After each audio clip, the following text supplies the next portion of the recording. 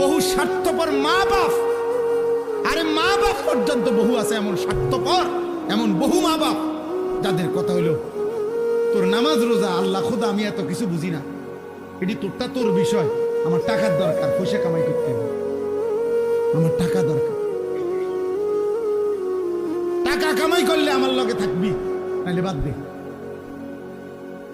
টাকার সূত্রে ভিন্ন হয়, টাকার সূত্রে সম্পর্ক ঠিক থাকে, কিন্তু ইমানের সূত্রে, নামাজের সূত্রে এই আওয়াজ।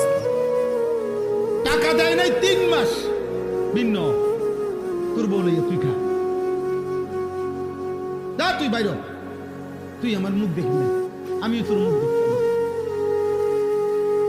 বুঝেন নাই কথা?